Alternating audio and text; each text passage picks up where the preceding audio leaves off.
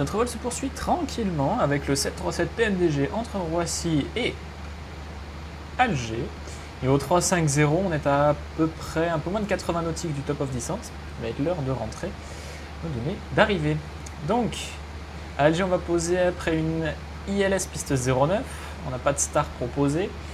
Que je jette un coup d'œil à la transition qu'on va prendre. A priori, on arrive sur Sierra Mike Romeo. Après quoi, on fait un virage droite pour aller réintercepter l'ILS. Donc, pas de transition a priori là-dessus. J'imagine que Charlie Fox 09 doit être dans le prolongement de la piste. On va jeter un œil à ça. Page PLN affichée. Hop, on va aller dans les legs. Et step. Top of descent, il est ici. On zoome un petit peu. Donc en effet, on passe vertical terrain. Et après passer vertical terrain, c'est quand on passe le VOR de Semar, Sierra Mike Romeo. On est censé prendre la radiale 318 et la suivre jusqu'à ce qu'on puisse faire demi-tour pour revenir intercepter ici Charlie Fox 09. C'est un petit peu compliqué parce que je sens que ça va être délicat à mettre en place dans le FMC. On va essayer de rentrer Sierra Mike Romeo là-dessus. Alors simplement, mes cartes datent de 2005. Ouais, ça a peut-être changé depuis. C'est marre.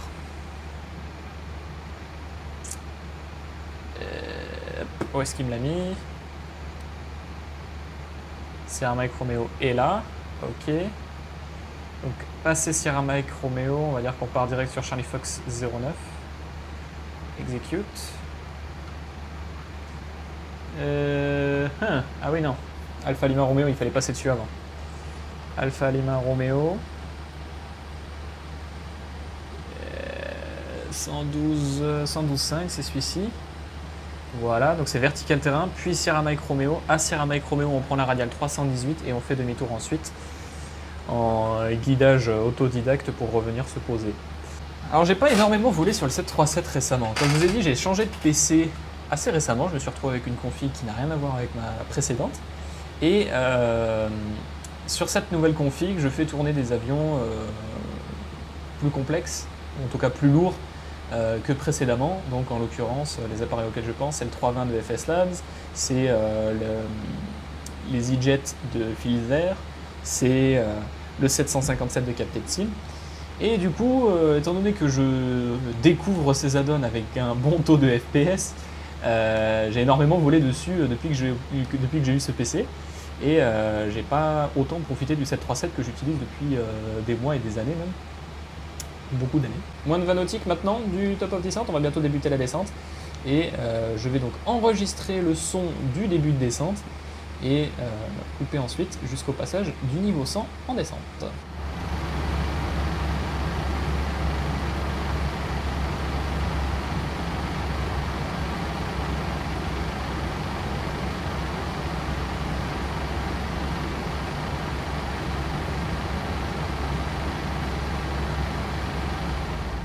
On passe au niveau 140 en descente vers le 70. On voit qu'on atteindra le niveau 70 juste après avoir dépassé la verticale terrain.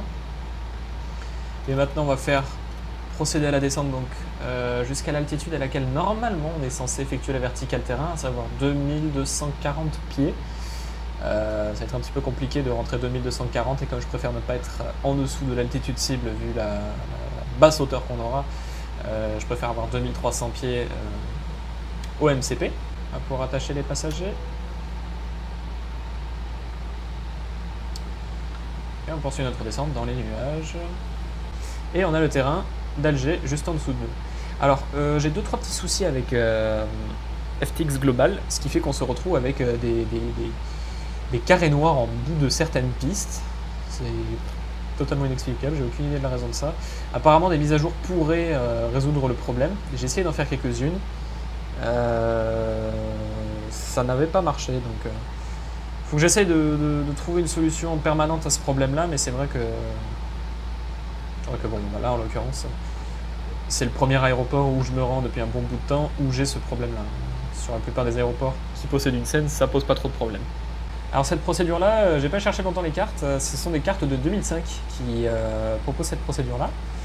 Sur les ERAC que j'ai dans le simu,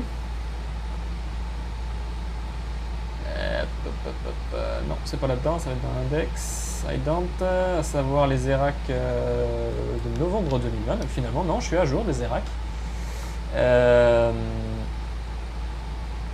Eh bien, il n'y a pas de star sur l'aéroport d'Alger. Alors, je ne sais pas si c'est toujours cette procédure-là qui est en vigueur, mais c'est une procédure que je trouve assez intéressante, parce que généralement, on n'a pas des procédures comme ça. Je ne vais pas dire complexe, mais un petit peu plus complexe qu'une simple star à charger. 0,2 nautique, 0,1 nautique, et on est vertical. Course au 318, c'est parti. Vitesse verticale, je vais conserver 1400 pieds minutes en taux de descente. On entend que là, on met un tout petit chouillet de coup de gaz.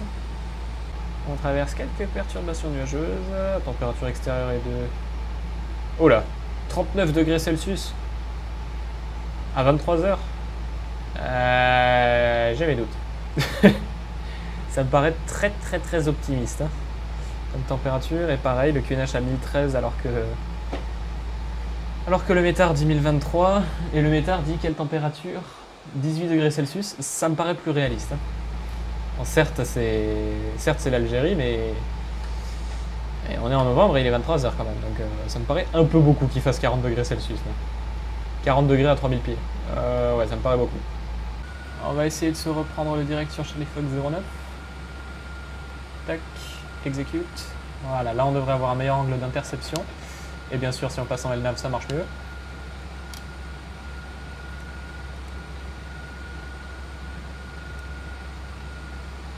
La course et la fréquence de l'ILS sont rentrées. On passe en mode approche sur le ND. La vitesse est à 220 nœuds. On réduira à peu près, passant de 2000 pieds en descente pour l'atterrissage. Alors les performances, je me récupère les limitRef. On est à 147 nœuds pour la VRF. Alors ça me paraît un peu optimiste parce que du coup l'avion me calcule, le QRH de l'appareil calcule 141 nœuds alors que le FB m'a calculé 147. Sachant qu'il m'a mis une erreur quant à la température extérieure qui donc rentrée ici est de 18 degrés Celsius, il m'a mis une erreur quant à la température qu'il lit, sachant que ici il m'affiche 37 degrés Celsius. Soit il y a une bête d'inversion, une bête de couche d'inversion, soit on a quelques bugs. J'opterai plutôt pour la deuxième option. Alors, comme on peut le voir ici, on se rapproche donc de l'axe. Je vais passer en mode approche et commande B sur le pilote automatique. Ça parce qu'on a une approche. 4-3 dual, je crois. Est-ce que c'est un 4-3? Je sais plus. 4D ou 4-3 dual.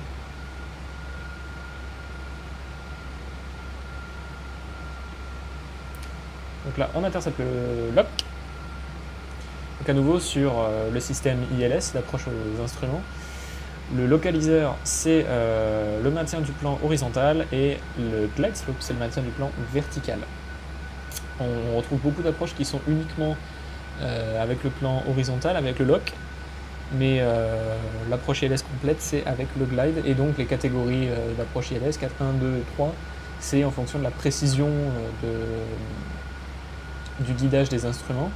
Voilà, le glide slope est actif. On réduit 147. Les flaps 15. Et on va pouvoir sortir le train. Armer les aérofreins. Et allumer les feux. Qui sont relatifs à la roulette de nuit.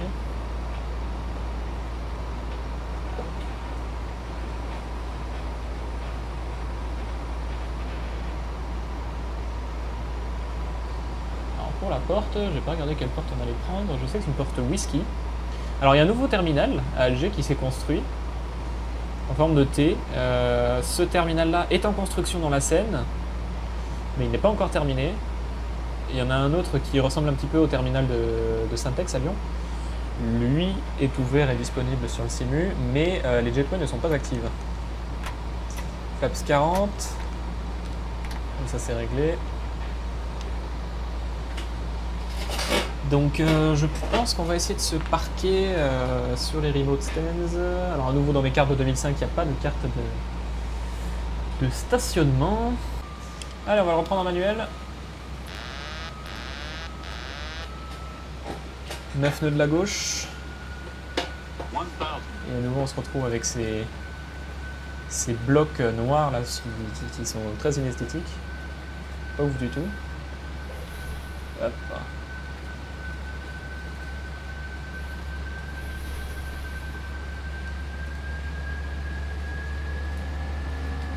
Remets pas des gaz, toi, remets pas des gaz, tu me fais passer au-dessus du glide. Je vais passer la vitesse en manuel, ce sera plus simple. Voilà, ça m'évitera d'overshooter le glide comme je viens de le faire. Un petit coup de trim. Voilà, on revient lentement mais sûrement sur le plan. Voilà, le papy il me dit que je suis bien sur le plan. Hop. Là je passe en dessous du plan. Donc j'ai trop corrigé, maintenant je suis à droite de la piste. Toujours 9 nœuds de la gauche. Et on est en dessous du plan, on a un petit coup de gaz. Voilà. Yep. Je crois que j'ai remis un trop gros coup de gaz dans ce don. On a quelques petits moustiques qui viennent s'éclater sur le pare-brise. 30, 20, 10. J'ai arrondi un peu haut. Et je suis un peu à droite de la piste. Ça va ramener la roulette. Voilà.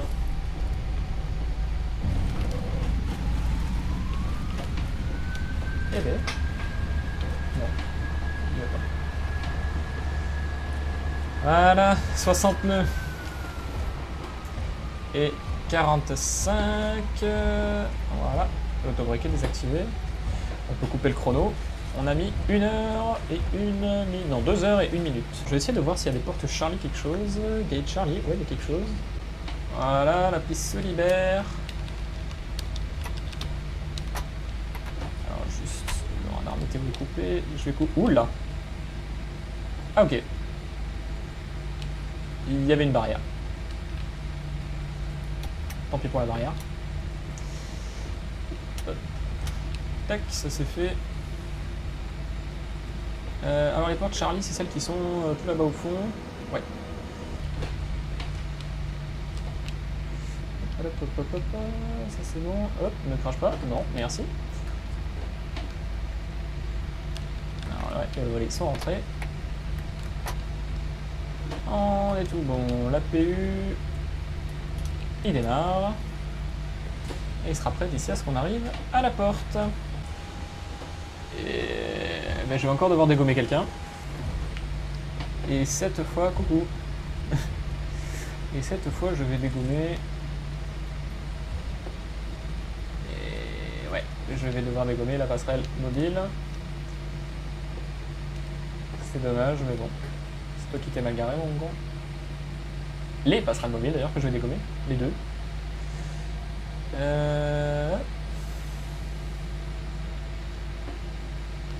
738, c'est l'un des appareils que j'ai le plus utilisé, mais comme récemment je m'en suis pas servi, les dimensions, tout ça, hop, on n'est pas trop à jour, sachant que là je vais dégommer à peu près tout ce qu'il y a. Aïe aïe aïe aïe aïe aïe aïe. Allez, un petit coup de... Oui, oui, oui.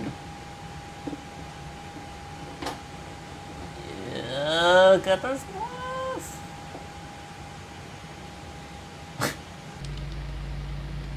Je crois qu'elle est pas contente. On va mettre le frein de parc, hein. Ouais, non. Ça c'est pas ouf. On va s'en tenir là, ça ira. APU gen sur on. APU bleed sur on. Et on peut couper les moteurs. On coupe le chrono. Là-haut, on va pouvoir couper tout ce qui dépend des moteurs. Et c'est à peu près tout. On va lâcher les passagers dès maintenant. Et on est en dessous de 10% de N1. On peut couper l'anticolle. On va aller dans le CDU du copilote, Ground Services. Wheel chocks sont mises. Et là, on est relâché. On va demander le ground power. Voyons la température extérieure. Apparemment, il fait 32 degrés Celsius, donc on va aussi demander le air conditioning unit. Ah, non, parce que les moteurs tournent encore. Et on va demander le deboarding. après avoir dégommé la moitié la moitié des services au sol. Un petit vol qui aura eu ses péripéties quand même. C'est la reprise des vols commentés. C'est le tout premier que je réalise sur cette config là, sur ce PC. Forcément, il y a des petites choses qui ne vont pas aller. Globalement, je pense que ça s'est pas trop mal passé. Le vol s'est terminé. J'ai réussi à le faire en une seule fois, ce qui est un très bon début, qui souvent n'arrive pas. Et avec l'arrivée de ce bus de passagers, je vais vous remercier d'avoir regardé ces vidéos, avec le départ de Roissy et l'arrivée ici à Alger. J'espère que ces vidéos vous auront plu. Si c'est le cas, n'hésitez pas à vous abonner, à laisser un petit commentaire en bas. Vous abonner, ça a de l'importance parce que ça va vous permettre d'être notifié des prochaines vidéos et en particulier des prochains vols commentés qui, je l'espère, ne seront tardés. Je vais essayer incessamment sous peu de vous faire un vol long courrier en 747. Je vous dis à la prochaine!